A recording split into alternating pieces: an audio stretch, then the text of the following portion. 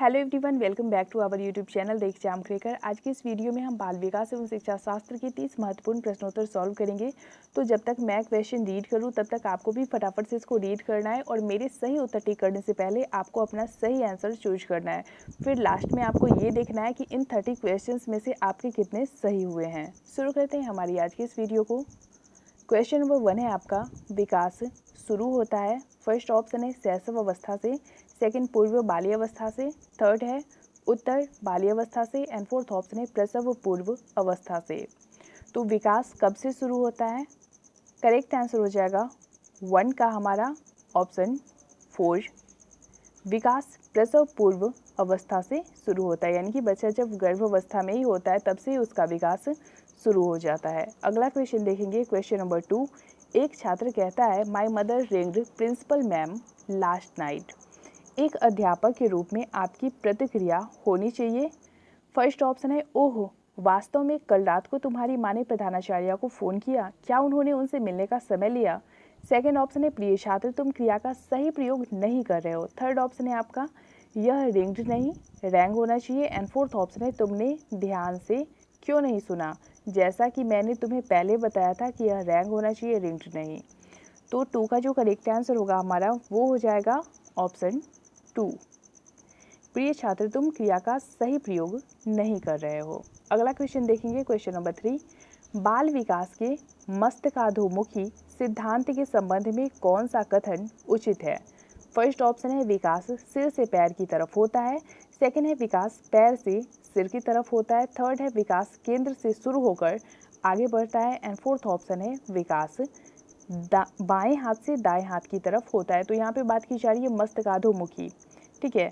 तो 3 का जो करेक्ट आंसर होगा हमारा वो हो जाएगा ऑप्शन 1, विकास सिर से पैर की तरफ होता है। ये क्वेश्चन काफ़ी ज़्यादा इंपॉर्टेंट है और कई बार एग्जाम में रिपीट हुआ है, तो इसको एकदम अच्छे से तैयार करें और ध्यान में रखें। अगला क्वेश्चन देखेंगे, क्वेश्चन नंबर 4 है हमारा, मानव विकास में वंशानुक्रम और वातावरण की भूमिका के संबंध में कौन सा कथन सही है?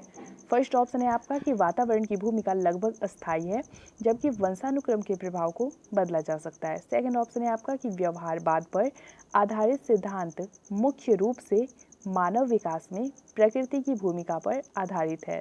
थर्ड ऑप्शन है आपका कि वंशानुक्रम और वातावरण के सापेक्षिक प्रभाव विकास के विभिन्न क्षेत्रों में भिन्न भिन्न है एंड फोर्थ ऑप्शन है, भारत सरकार की क्षतिपूरक पक्षपात की नीति मानव विकास पर प्रकृति के प्रभाव पर आधारित है।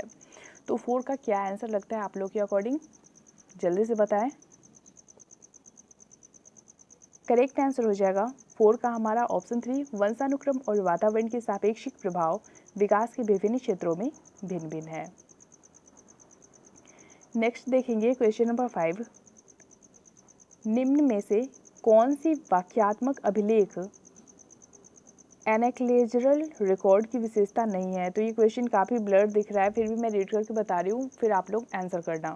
फर्स्ट ऑप्शन है, यह घटनाओं का वास्तविक वर्णन होता है। सेकंड है, यह एक बालक के व्यक्तित्व विकास या सामाजिक अंतःक्रियाओं का वर्णन करता है। थर्ड है, यह आंकड़ों पर आधारित एक पर्याप्त व्याख्या होती है एंड फोर्थ ऑप्शन है, यह व्यवहार का एक व्यक्तिपरक प्रमाण होता है और इसलिए शैक्षणिक क्षेत्र में प्रतिक्रिया प्रदान नहीं करता। तो कौन सी वाक्यात्मक अभिलेख की विशेषता नहीं है इन चारों ऑप्शंस में से, वो बतानी है आपको। करेक्ट आंसर होगा 5 का हमारा ऑप्शन 4, यह व्यवहार का एक व्यक्तिपरक प्रमाण होता है और इसलिए शैक्षणिक क्षेत्र में प्रतिक्रिया प्रदान नहीं करता। ये जो है ये वाक्यात्मक अभिलेख की विशेषता नहीं होगी। अगला क्वेश्चन देखेंगे हम, क्वेश्चन नंबर 6। जैविक निधि के बजाय सामाजिक भूमिकाओं के आधार पर निर्धारित विशेषताओं को कहा जाता है। फर्स्ट ऑप्शन है आपका जेंडर भूमिका अभिवृद्धि। सेकंड है जेंडर भूमिका दबाव। थर्ड है जेंडर भूमिका बद्धता या फिर जेंडर भूमिका रूढ़िबद्धता एंड फोर्थ ऑप्शन है आपका जेंडर भूमिका नैदानिकी। तो जैविक निधि के बजाय जब सामाजिक भूमिकाओं के आधार पर निर्धारित विशेषताओं को महत्वपूर्णता दी जाती है, उनको स्थान दिया जाता है, तो इन चारों ऑप्शंस में से उनको क्या कहते हैं? करेक्ट आंसर हो जाएगा 6 का हमारा ऑप्शन 3, जेंडर भूमिका बद्धता या फिर जेंडर भूमिका रूढ़िबद्धता। अगला क्वेश्चन है हमारा क्वेश्चन नंबर 7। वाइगोत्स्की के सिद्धांत में समीपस्थ विकास का क्षेत्र है। फर्स्ट ऑप्शन है आपका कठिन कार्यों को बच्चे वयस्कों की सहायता से पूरा कर सकते हैं। सेकंड है अध्यापक का हस्तक्षेप अधिगम में बाधा उत्पन्न करता है। थर्ड है वृद्धि का एक समीपस्थ क्षेत्र है। एंड फोर्थ ऑप्शन है आपका कि अधिगम औपचारिक वातावरण में होता है। तो वाइगोत्स्की के सिद्धांत में समीपस्थ विकास का क्षेत्र इन चारों ऑप्शंस में से क्या है? करेक्ट आंसर होगा 7 का आपका ऑप्शन 1, कठिन कार्यों को बच्चे वयस्कों की सहायता से पूरा कर सकते हैं। वाइगोत्स्की ने सामाजिकता को काफ़ी ज़्यादा इंपॉर्टेंस दिया है, इसलिए ऑप्शन 1 जो है वो सही होगा हमारा। क्वेश्चन नंबर 8 देखेंगे। समाजीकरण का अर्थ है, फर्स्ट ऑप्शन है सामाजिक नियमों का पालन करना, सेकंड ऑप्शन है हमारा समाज में समायोजन करना, थर्ड है सामाजिक नियमों को तोड़ना एंड फोर्थ ऑप्शन है सामाजिक विभिन्नता को समझना। तो समाजीकरण का अर्थ क्या है? करेक्ट आंसर हो जाएगा 8 का आपका ऑप्शन 2, समाज में समायोजन करना ही समाजीकरण है। अगला क्वेश्चन देखेंगे, क्वेश्चन नंबर 9। एक अध्यापक ने देखा कि एक छात्र को वर्ग बनाने में कठिनाई हो रही है। उसने यह अनुमान लगाया कि उसे हीरे का चित्र बनाने में भी कठिनाई होगी। उनके द्वारा लगाया गया अनुमान निम्नलिखित में से किस सिद्धांत पर आधारित है? फर्स्ट ऑप्शन है आपका विकास एक व्यवस्थित क्रम में होने की प्रवृत्ति से संबंधित है। सेकंड है विकास प्रक्रिया प्रमाण संबंधी है। थर्ड है विकास क्रमिक है एंड फोर्थ ऑप्शन है अलग अलग लोगों के लिए विकास भी अलग अलग होता है। 9 का करेक्ट आंसर होगा आपका ऑप्शन 1, विकास एक व्यवस्थित क्रम में होने की प्रवृत्ति से संबंधित है। अगला क्वेश्चन देखेंगे, क्वेश्चन नंबर 10। निम्न में से कौन सा विकल्प बाल केंद्रित उपागम की विशेषता नहीं है? तो इन चारों ऑप्शंस में से जो बाल केंद्रित उपागम की विशेषता नहीं है उसे चूज करना है आपको। फर्स्ट ऑप्शन है बच्चे सक्रिय भागीदार होते हैं, सेकंड है प्रत्येक बालक विशिष्ट होता है, थर्ड है प्रत्येक बालक के पास शिक्षा का अधिकार है एंड फोर्थ ऑप्शन है प्रत्येक बालक अपने खुद के पाठ्यक्रम का निर्माण करता है। 10 का करेक्ट आंसर होगा हमारा ऑप्शन 4। प्रत्येक बालक अपने खुद के पाठ्यक्रम का निर्माण करता है, यह बाल केंद्रित उपागम की विशेषता नहीं है। अगला क्वेश्चन देखेंगे, क्वेश्चन नंबर 11। निम्न में से कौन सा विकल्प जोड़ा सुमेलित नहीं है? फर्स्ट ऑप्शन है बच्चे कुछ भाषा के साथ इस दुनिया में प्रवेश करते हैं, यह कथन चॉम्स्की का है। सेकंड है शुरू में भाषा और विचार दो भिन्न गतिविधियां होती है, वाइगोत्स्की। थर्ड है भाषा विचार पर आधारित है, पियाजे एंड फोर्थ ऑप्शन है भाषा वातावरण में एक उद्दीपक है, BF स्किनर। 11 का करेक्ट आंसर होगा हमारा ऑप्शन 4। भाषा वातावरण में एक उद्दीपक है ऐसा BF स्किनर ने नहीं कहा है, बाकी 1, 2 एंड 3 सही है। अगला क्वेश्चन देखेंगे, क्वेश्चन नंबर 12। निम्न में से कौन सी आकृति पियाजे के अनुसार विकास के सिद्धांत को दर्शाती है? तो आपको इन चारों ग्राफ को देख के ये बताना है कि पियाजे के अकॉर्डिंग विकास का सिद्धांत कौन सा है। करेक्ट आंसर होगा 12 का आपका ऑप्शन 1। उन्होंने 4 स्टेजेस दिए हैं जो इस क्रम में आएंगे। अगला क्वेश्चन है हमारा क्वेश्चन नंबर 13। बालक का स्वास्थ्य शारीरिक विकास उसके सही विकास के लिए एक महत्वपूर्ण शर्त है, यह कथन फर्स्ट ऑप्शन है असत्य है, क्योंकि शारीरिक विकास किसी भी तरह से दूसरे क्षेत्र के विकास को प्रभावित नहीं करता। सेकंड है गलत हो सकता है, क्योंकि शारीरिक विकास में विभिन्नता होती है। थर्ड है सत्य है, क्योंकि शारीरिक विकास विकास क्रम में सबसे ऊपर होता है एंड फोर्थ ऑप्शन है आपका सत्य है, क्योंकि शारीरिक विकास दूसरे क्षेत्र के विकासों से संबंध रखता है। तो बालक का स्वास्थ्य शारीरिक विकास उसके विकास के लिए महत्वपूर्ण शर्त है, यह आपके अकॉर्डिंग क्या लगता है, यह कथन सत्य है या फिर असत्य है? करेक्ट आंसर होगा 13 का आपका ऑप्शन 4 सत्य है, क्योंकि शारीरिक विकास दूसरे क्षेत्र के विकासों से संबंध रखता है। अगला क्वेश्चन है हमारा क्वेश्चन नंबर 14। निम्न में से कौन सा कथन सत्य है? फर्स्ट ऑप्शन है एंड्रोजेंस हार्मोन महिलाओं में होता है, सेकंड है एस्ट्रोजेंस हार्मोन पुरुषों में होता है, थर्ड है प्रोजेस्टेरोन लड़कियों की मोटी आवाज़ के लिए जिम्मेदार नहीं है एंड फोर्थ ऑप्शन है एस्ट्रोजेंस और एंड्रोजेंस दोनों तरुणावस्था के दौरान लड़के और लड़कियों दोनों में होता है। 14 का करेक्ट आंसर होगा आपका ऑप्शन 3। प्रोजेस्टेरोन लड़कियों की मोटी आवाज़ के लिए जिम्मेदार नहीं है। अगला क्वेश्चन देखेंगे क्वेश्चन नंबर 15। विचार न केवल भाषा का निर्धारण करता है बल्कि इससे पहले भी आता है, यह विचार किसने दिया? फर्स्ट ऑप्शन है जीन पियाजे, second Kohlberg, third Vygotsky and fourth option है पैवलोव। 15 का करेक्ट आंसर होगा हमारा ऑप्शन 3 वाइगोत्स्की। नेक्स्ट है क्वेश्चन नंबर 16। एक बालक का बौद्धिक विकास अनुकूलन और डैश से संबंधित है। फर्स्ट ऑप्शन है अभिमान, सेकंड मानसिक निरूपण, थर्ड समझौता एंड फोर्थ ऑप्शन है समायोजन। तो एक बालक का जो बौद्धिक विकास और अनुकूलन है वह किससे रिलेटेड है, किससे संबंधित है, वो बताना है आपको। करेक्ट आंसर होगा 16 का हमारा ऑप्शन 3।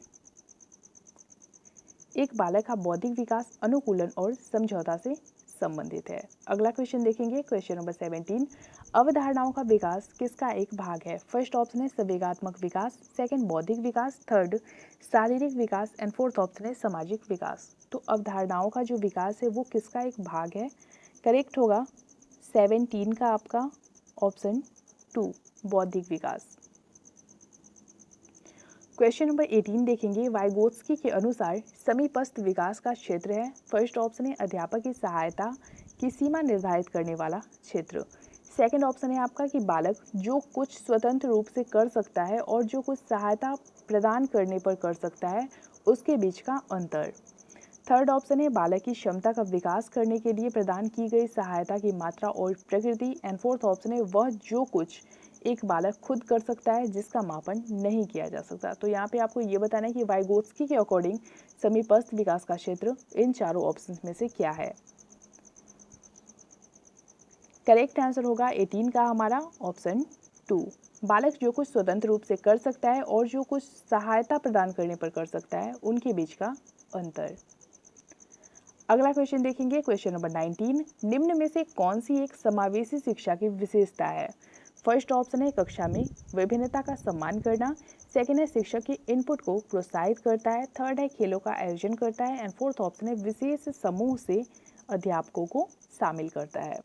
19 का करेक्ट आंसर होगा हमारा ऑप्शन 1 कक्षा में विभिन्नता का समावेश करता है।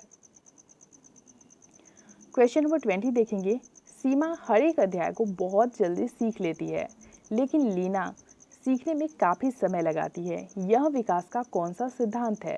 फर्स्ट ऑप्शन है निरंतरता का सिद्धांत, सेकंड ऑप्शन है आपका सामान्य से विशिष्ट की ओर, थर्ड है व्यक्तिगत विभिन्नता एंड फोर्थ ऑप्शन है अंतर्वैयक्तिक संबंध। करेक्ट होगा 20 का हमारा ऑप्शन 3 व्यक्तिगत विभिन्नता। सीमा जो हर एक अध्याय को बहुत जल्दी सीखती है लेकिन लीना को सीखने में काफ़ी समय लगता है, इसका मुख्य कारण व्यक्तिगत विभिन्नता है। क्वेश्चन नंबर 21 देखेंगे, मचान सिद्धांत का संबंध किससे है। फर्स्ट ऑप्शन है सीखने में वयस्कों से सहायता प्राप्त करना, सेकंड है पिछले अधिगम का दोहराव, थर्ड है मापन की प्रक्रिया तेज करना एंड फोर्थ ऑप्शन है बच्चों को स्थिर वातावरण प्रदान करना। 21 का करेक्ट आंसर हो जाएगा आपका ऑप्शन 1 सीखने में वयस्कों से सहायता प्राप्त करना।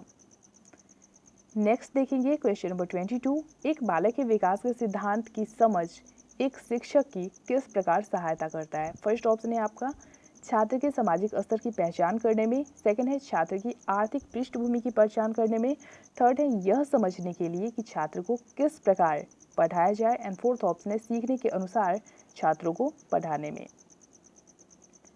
तो एक बालक के विकास के जो सिद्धांत है उसकी समझ एक टीचर को किस प्रकार से सहायता कर सकता है वो बताना है। 22 का करेक्ट आंसर होगा आपका ऑप्शन 4 सीखने के अनुसार छात्रों को पढ़ाने में। क्वेश्चन नंबर 23 देखेंगे, वाइगोत्स्की के द्वारा कौन सी अवधारणा दी गई थी। फर्स्ट ऑप्शन है स्वर समंजन ट्यूनिंग, सेकेंड ऑप्शन है व्यक्तिगत रूप से पढ़ाना ट्यूटरिंग, थर्ड है पेंडुलम समस्या एंड फोर्थ ऑप्शन है समीपस्थ विकास का क्षेत्र। तो वाइगोत्स्की के द्वारा कौन सी अवधारणा दी गई है। करेक्ट होगा 23 का हमारा ऑप्शन 2 व्यक्तिगत रूप से पढ़ाना ट्यूटरिंग। अगला क्वेश्चन है हमारा क्वेश्चन नंबर 24। हेंज की दुविधा की कहानी किस सिद्धांत पर आधारित है। फर्स्ट ऑप्शन है वाइगोत्स्की का सिद्धांत, सेकंड कोहलबर्ग का सिद्धांत, थर्ड पियाजे का सिद्धांत एंड फोर्थ ऑप्शन है बिने का सिद्धांत। तो हेंज की दुविधा जो स्टोरी है वो किस सिद्धांत पे आधारित है वो बताना है आपको। करेक्ट होगा 24 का आपका ऑप्शन 2 कोहलबर्ग का सिद्धांत। क्वेश्चन नंबर 25 है हमारा, निम्न में से कौन सी बुद्धि के बहु प्रतिभा सिद्धांत की आलोचना है। फर्स्ट है बुद्धि के विभिन्न कारक केवल संपूर्ण बुद्धि की विभिन्न प्रतिभाएं हैं, सेकेंड है बुद्धि के विभिन्न कारक छात्र को अपनी क्षमताओं को खोजने में सहायता करते हैं। थर्ड है यह व्यवहारिक बुद्धि पर अधिक बल देता है। एंड फोर्थ है यह अनुभव आधारित प्रमाणों पर आधारित नहीं है। 25th का करेक्ट आंसर होगा हमारा ऑप्शन 1, बुद्धि के विभिन्न कारक केवल संपूर्ण बुद्धि की विभिन्न प्रतिभाएं हैं। यह बहुबुद्धि सिद्धांत की आलोचना है।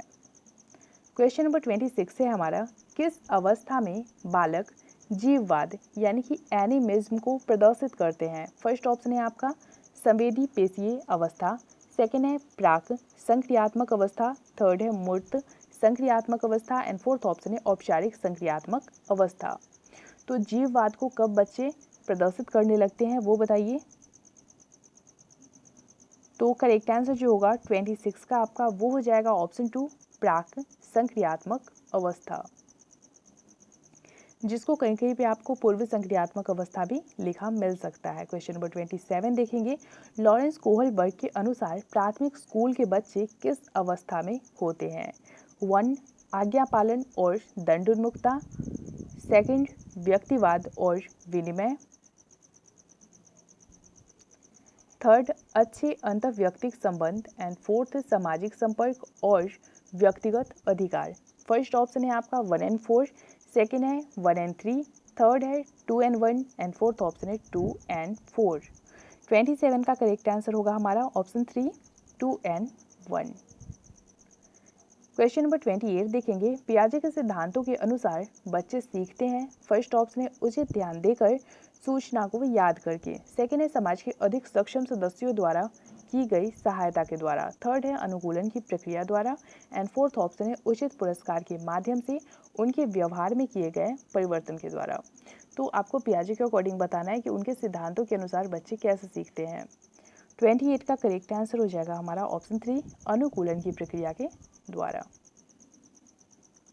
अगला क्वेश्चन देखेंगे, क्वेश्चन नंबर 29, क्रिस्टीना अपनी कक्षा को एक क्षेत्र भ्रमण के लिए ले गई और वापस आकर उसने अपने छात्रों से भ्रमण के बारे में चर्चा की। यह प्रक्रिया क्या है? फर्स्ट ऑप्शन है आपका अधिगम का मूल्यांकन, सेकंड अधिगम के लिए मूल्यांकन, थर्ड है मूल्यांकन के लिए अधिगम एंड फोर्थ ऑप्शन है मूल्यांकन का अधिगम। तो क्रिस्टीना एक टीचर है जो अपने स्टूडेंट्स को क्षेत्र भ्रमण पे ले जाती हैं और वापस आकर वहाँ पे क्या क्या हुआ इन सब चीज़ों की जानकारी लेती हैं, उस बारे में चर्चा करती है। तो ये जो प्रक्रिया है वो क्या कहलाएगी? 29 का करेक्ट आंसर होगा हमारा ऑप्शन 1, अधिगम का मूल्यांकन। अगला क्वेश्चन है हमारा क्वेश्चन नंबर 30, विकास को प्रभावित करने वाला वातावरणीय कारक कौन सा नहीं है? फर्स्ट ऑप्शन है शिक्षा की गुणवत्ता, सेकंड शारीरिक गठन, थर्ड पोषक आहार की गुणवत्ता एंड फोर्थ ऑप्शन है संस्कृति। तो इन चारों ऑप्शंस में से क्या है जो विकास को प्रभावित करने वाला वातावरणीय कारक नहीं है? करेक्ट होगा 30 का हमारा ऑप्शन 2, क्योंकि यहाँ पे बात की जा रही है शारीरिक गठन। तो शारीरिक गठन जो है वो वातावरण से रिलेटेड नहीं है बल्कि आनुवंशिकता से रिलेटेड है, इसलिए ऑप्शन 2 सही होगा हमारा।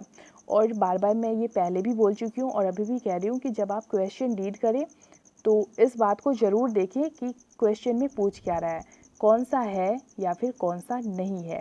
क्वेश्चन रीड करते हुए इसको ज़रूर एकदम ध्यान से देखिए आप लोग। उम्मीद करती हूँ आप में से बहुतों की 25+ स्कोर आए होंगे। और आपको ये वीडियो कैसी लगी लाइक कमेंट के तो ज़रूर बताइए और शेयर भी ज़रूर करिए अपने फ्रेंड्स के साथ। मिलते हैं हमारे नए वीडियो में, तब तक के लिए बाय, टेक केयर।